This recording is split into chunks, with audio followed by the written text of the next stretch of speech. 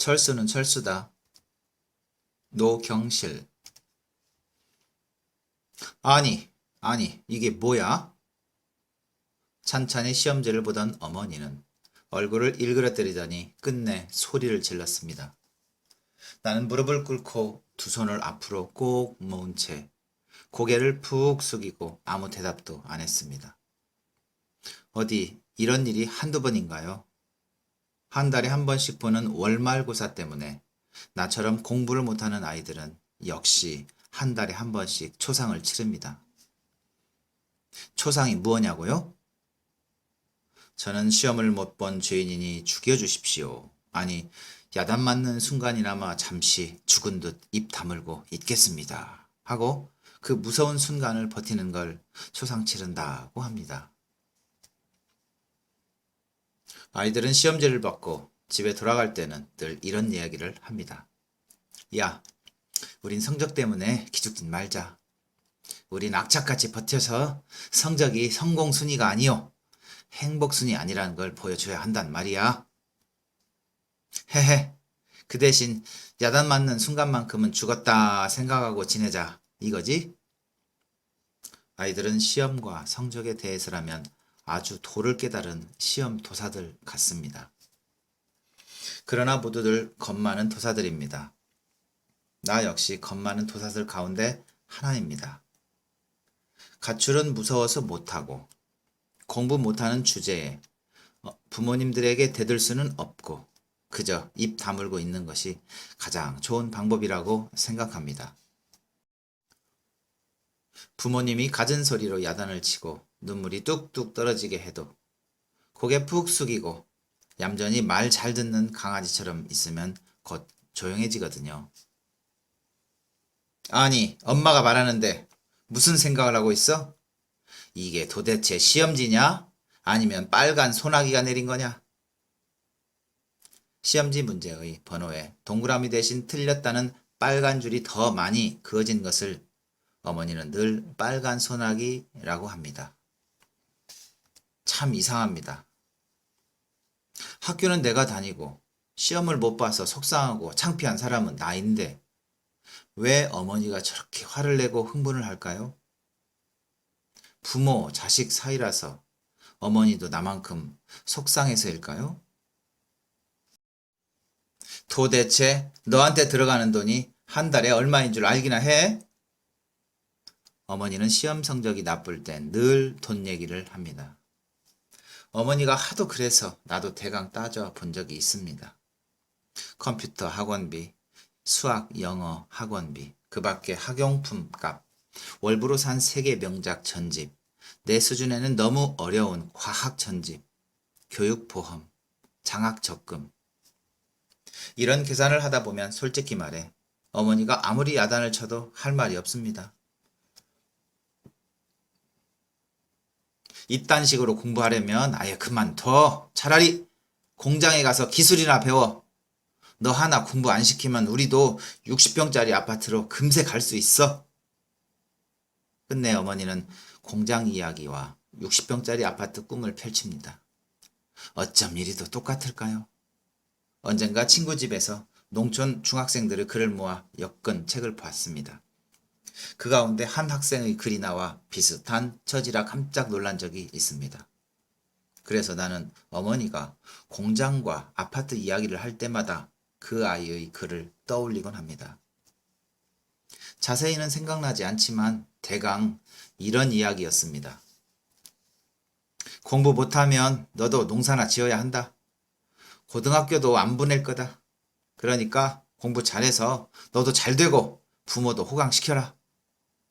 하고 그 아이의 부모는 늘 협박 아닌 협박을 한다는 이야기입니다. 시골 아이들은 공부 못하면 농사나 지어라 하고 서울 아이들은 공부 못하면 공장에나 가라 합니다. 시골 아이나 서울 아이나 공부 못하는 아이는 불쌍하긴 마찬가지입니다.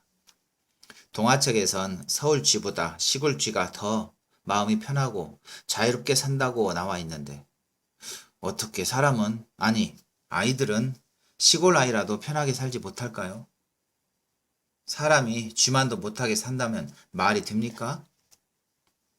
더구나 나는 아직 중학교 1학년이라 공장에 갈 수도 없고 내가 배우고 싶은 것은 기술이 아니라 미술인데 말입니다. 아니, 또 입 다물고 있는 거야? 그러고 있으면 다 용서받는 줄 알아? 이 시험지가 100점짜리로 변하느냔 말이야. 1208호 준태를 본받아라, 본받아, 응? 준태는 분명 또 전교 1등을 했을 거다. 왜 넌 공부를 못하니? 같은 밥 먹고, 같은 학교 다니고, 같은 아파트 사는데, 넌 왜 밤낮 이 모양이야? 더구나, 엄마는 준태 엄마보다 더 좋은 대학을 나왔단 말이야. 드디어 어머니가 1208호 준태 이름을 꺼냈습니다. 언제부터인가 어머니는 화가 가장 꼭대기까지 났을 때 준태 이야기를 합니다. 바퀴벌레라는 말보다 더 징그럽고 마귀라는 이름보다 더 끔찍한 이름 박준태. 내가 준태를 알게 된 것은 지난해 10월입니다. 준태를 알기 전까지 어머니는 이런 식으로 날 괴롭히지 않았습니다. 어머니, 아버지, 나. 우리 세 식구가 작은 아파트에 살 때만 해도 나는 별로 꾸중을 듣지 않고 하루하루를 즐겁게 보냈습니다. 그런데 몇 달 동안 얼굴을 제대로 볼 수 없을 정도로 바쁘게 다니던 어머니가 갑자기 이사 명령을 내렸습니다. 어휴, 이젠 우리도 부자 동네 사람이 됐어요. 어머니의 이 한마디 말 뒤, 졸업을 앞둔 나는 정신 차릴 사이도 없이 부촌의 한 초등학교로 전학을 가게 되었고, 전에 살던 아파트와는 비교도 안 될 만큼 넓고 깨끗한 아파트로 이사를 했습니다. 아버지는 부촌으로 이사한 것을 무척 좋아했습니다. 나도 이젠 체면 좀 살릴 수 있게 됐군. 뭐? 자가용도 신청했다고? 틈틈이 배워둔 실력을 이제 써먹게 됐군. 역시 당신이 최고야. 내가 당신 덕분에 체면 세우고 산단 말이야. 난 집안에서 살림만 하는 여자들을 보면 한심하단 말이야. 철수야, 넌 그저 엄마 머리만 닮아라. 역시 엄마는 똑똑한 사람이야. 너도 나중에 엄마처럼 능력 있는 여자를 만나야 하는데. 허허허. 아버지에겐 부자 동네로 이사한 것이 행운이요, 체면 살리는 일이 되었지만 난 정반대였습니다. 날마다 불행이었습니다. 우리는 108동 1205호, 준태는 1208호. 처음엔 아이들끼리 친하게 지내진 않았습니다. 같은 반도 아니었거든요. 순전히 어머니들 때문에 가깝게 된 것입니다. 준태 어머니는 아파트 부녀회장이고 우리 어머니는 이사하자마자 부녀회의 일을 열심히 해서 두 사람이 가깝게 되는 바람에 우리들도 형제처럼 지내게 되었습니다. 더구나 우리 둘은 모두 외아들이거든요. 그런데 올해, 그러니까 준태와 내가 중학생이 되고 나서부터 어머니는 달라져 갔습니다. 하루는 철수야, 너도 내일부터 학교 앞에 있는 천재 만세 학원을 다녀라. 엄마가 오늘 접수시켰으니까 내일 가면 교재도 줄 거야. 하루도 빠지면 안 돼. 엄마, 난 미술을 배우고 싶어요. 뭐라고? 1208호 준태는 그 학원에 다닌 지 벌써 1년 2개월째래. 그래서 올 겨울엔 전국 수학 경시대회도 나간다고 하더라. 그런데 너는 고작 미술을 배운다고? 그림으로 돈 버는 사람도 있지만 그건 겨우 한두 사람 정도야. 난 돈 벌려고 미술을 하려는 게 아닌데. 시끄러워! 비싼 돈 들여서 접수시켜 놓으니까 쓸데없는 소리만 하고 있어. 내가 배우려고 그러니? 다 너 잘되고 너 성공하고 남들한테 뒤지지 말라고 돈 쓰는 거야. 알았어? 이것이 바로 어머니가 나와 준태를 직접 대놓고 비교한 첫 사건입니다.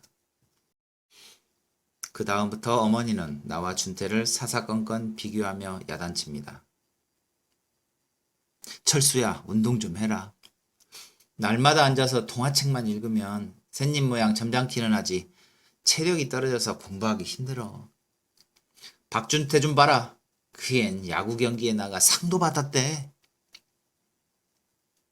철수야, 너 오늘부터 이 책을 읽어라. 이게 얼마짜리 책인 줄 아니? 월부로 샀어. 과학 전집인데 준태는 벌써 이 책을 2번째 읽고 있는 중이래. 하여간 준태는 보통 애가 아니야. 다른 애들이랑은 수준이 달라. 어머니는 이런 꾸중과 잔소리를 하루도 거르지 않습니다. 또 이런 일도 있습니다. 철수야, 이건 쪽집게 학원 수강증이다. 주말 특강반이야. 내가 준태보다 못한 게 뭐가 있니? 과외를 시키고 싶지만 그건 너무 비싸서 학원에 보내는 거야. 배워서 남 주니? 너도 공부해. 악착같이 해서 보란듯이 1등 하는 거야. 알았지?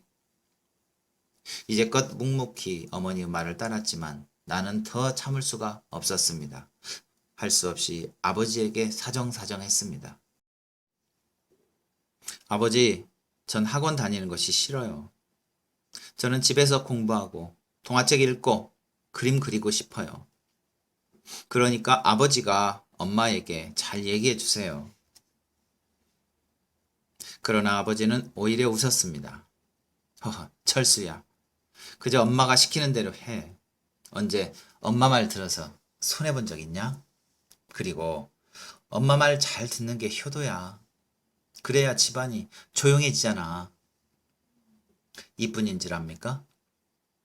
아버지, 엄마는 날마다 나랑 준태랑 비교만 해요. 난 김철수지 박준태가 아니란 말이에요. 하니까 허허허. 준태가 공부를 잘하니까 셈이 나서 그런 거야. 너도 준태처럼 공부 잘하면 누가 너보고 뭐라고 그러겠냐? 하시는 게 아닙니까? 이 일이 있은 뒤로 나는 아버지와는 어떤 의논도 하지 않았습니다. 그저 어머니의 잔소리가 듣기 싫어 어머니가 시키는 대로 강아지처럼 따라 했습니다.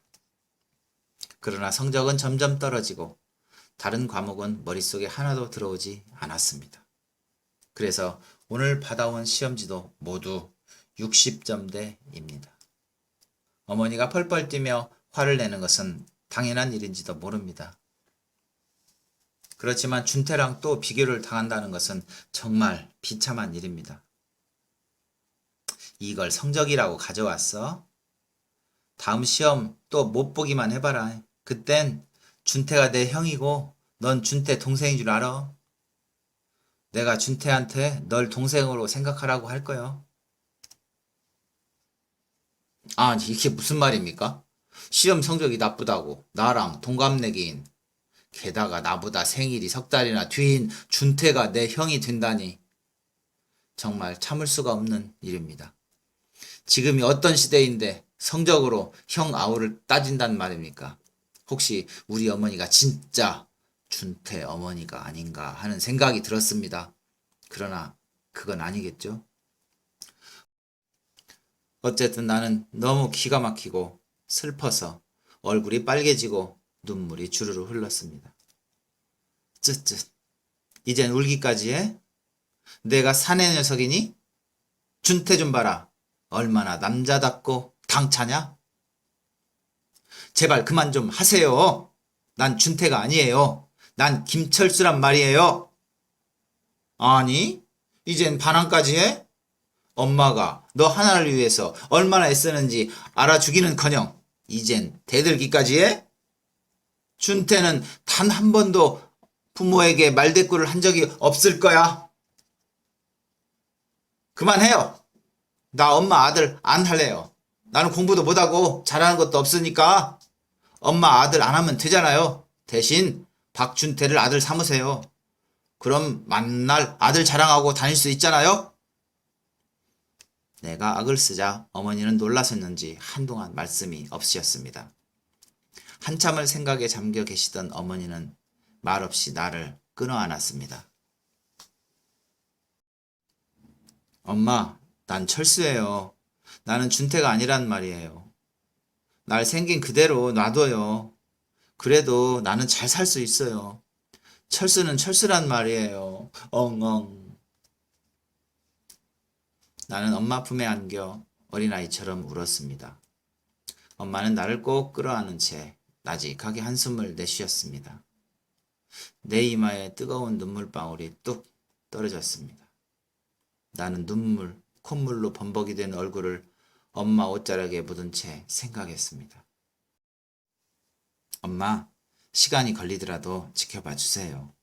엄마 아들 이 김철수가 정말 자랑스러울 때가 있을 거예요. 엄마 아들은 박준태가 아니라 나 김철수이니까요.